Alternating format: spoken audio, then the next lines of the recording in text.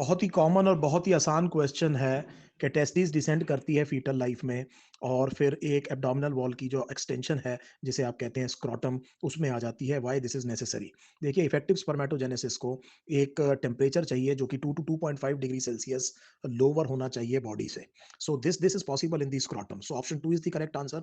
Scrotum क्या करता है? मदद करता है इस लो टेम्परेचर को रखने में जो कि जरूरत है स्पर्मेटोजेनेसिस की। ऐसा ये दो वजह से कर पाता है। एक तो जो स्क्रोटम की स्किन है वो बहुत रूगोस या फोल्डेड है, तो उसका सरफेस एरिया बहुत ज़्यादा है, तो बड़ी आसानी से हीट लॉस हो सकती है। दूसरा, इसके ऊपर स्वेट ग्लैंड्स बहुत ज़्यादा होते हैं।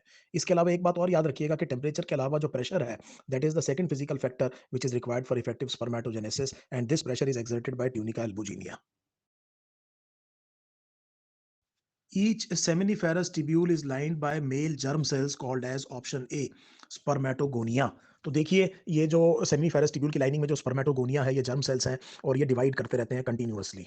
और ये डिवाइड करके इनमें से कुछ तो और स्पर्मेटोगोनिया बनाते जाएंगे। इन्हें आप टाइप ए स्पर्मेटोगोनिया कहते हैं। ये रिप्लेनिश करते रहते हैं इस सप्लाई को, और कुछ डिफरेंशिएट होकर के फिर टाइप बी स्पर्मेटोगोनिया बनते हैं। और टाइप बी स्पर्मेटोगोनिया एक्चुअली वो स्पर्मेटोगोनिया है जिससे स्पर्म्स बनते हैं। तो सारे स्पर्मेटोगोनिया स्पर्म नहीं बनाते, कुछ अपने आप को रिप्लेस भी करते रहते हैं। Leydig cells option 3 is the correct answer. इनको इंटरस्टिशियल सेल्स ऑफ लेडिग भी कहते हैं। तो टेस्टिस में इंटरस्टिशियल स्पेसिस में ये प्रेजेंट है और ये एंड्रोजन सिक्रीट करते हैं। Main androgen is testosterone. और लेडिग सेल्स एंड्रोजन तब सिक्रीट करते हैं जब इन्हें एलएच, जो कि एक गोनाडोट्रोपिन है और एंटीरियर पिट्यूटरी ग्लैंड प्रोड्यूस करता है, वो स्टिमुलेट करता है। फिर इनका नेगेटिव फीडबैक, टेस्टोस्टेरोन का नेगेटिव फीडबैक एक्चुअली किसके ऊपर है? हाइपोथैलेमस के ऊपर भी, ताकि वो जीएनआरएच को कम कर सके, और एंटीरियर पिट्यूटरी पे भी, ताकि वो एलएच को कम कर सके। करेक्ट सीक्वेंस बताना है मेल सेक्स एसेसरी डक्ट्स का। शुरू करना है टेस्टिस से। तो देखिए, सबसे पहले सेमिनिफेरस ट्यूब्यूल। सेमिनिफेरस ट्यूब्यूल से शुरू होते हैं ट्यूबुला रेक्टाई, और वो एक एनास्टोमोसिंग चैनल में खुलते हैं जिसे हम कहते हैं रेटे टेस्टिस। तो यहाँ जो अवेलेबल ऑप्शन है उनमें सबसे पहले रेटे टेस्टिस आएगा। सो रेटे टेस्टिस से इमर्ज होते हैं 15 से 20 वासा इफ्रेंशिया या इफरेंट डक्ट्यूल्स, तो ये दूसरे नंबर पे आएगा। फिर वासा इफ्रेंशिया जुड़ करके बनते हैं एक बहुत लंबा और कॉइल्ड डक्ट जिसे हम कहते हैं एपिडिडाइमिस। तो इसके बाद एपिडिडाइमिस आएगा। एपिडिडाइमिस के तीन पार्ट होते हैं, एक कैपट, एक कॉर्पस और एक cauda, head, body and tail. And then epididymis continues into a broader, shorter and straighter duct which is called as vas deferens. So ये सीक्वेंस बनेगी। Option 1 is the correct. Correct sequence बताना है mammalian mammary gland के ducts का। शुरू करना है alveoli से। तो ये समझिए, जो ग्लैंडुलर टिश्यू है ब्रेस्ट का, वो 15 से 20 मेमरी लोब्स में डिवाइडेड है। लोब्स में क्लस्टर ऑफ सेल्स हैं जिन्हें कहते हैं एल्वियोलाई। और ये जो एल्वियोलाई के सेल हैं, ये सिक्रीट करते हैं मिल्क, जो कि स्टोर होता है इनकी कैविटी में, ल्यूमन्स में, एल्वियोलाई के। ये ओपन होते हैं मेमरी ट्यूब्यूल्स में। ट्यूब्यूल्स ज्वाइन करते हैं मेमरी डक्ट बनाते हैं, और बहुत से मेमरी डक्ट जुड़ करके एक वाइड पार्ट बनाते हैं, मेमरी एम्पुला, जो कनेक्टेड होता है लेक्टिफेरस डक्ट से, जिसके थ्रू मिल्क सक्ड आउट होता है। सो ये मैंने आपको सीक्वेंस बता दी। अब now this is very easy. Option 1 is the correct answer. अब now this is very easy. Option 1 is the correct answer. एक बात और याद रखिएगा, the mammary glands are modified sweat glands. The spermatids are transformed into spermatozoa by the process which is called as spermiogenesis. Option 3 is the correct answer.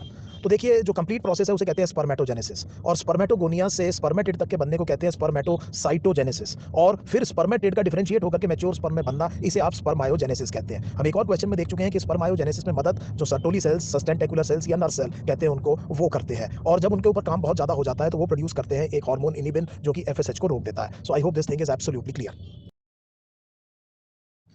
The final release of sperm from the seminiferous tubules is called, the answer is option 1, spermiation।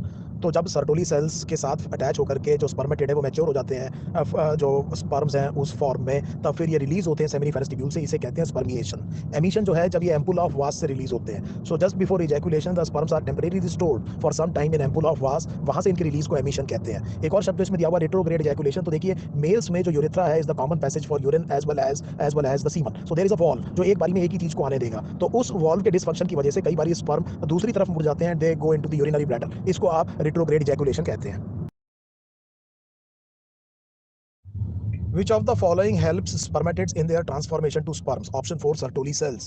तो Sertoli cells को सस्टेंटेक्युलर sales या nerve cells भी कहते हैं। Seminiferous tubule की lining में epithelium है, और ये मदद करते हैं इस प्रोसेस में। इस प्रोसेस को कहते हैं स्पर्मेयोजेनेसिस, और एक स्फेरिकल सेल से हाईली हाईली डिफरेंशिएटेड स्पर्म बनता है। So please remember the term स्पर्मायोजेनेसिस।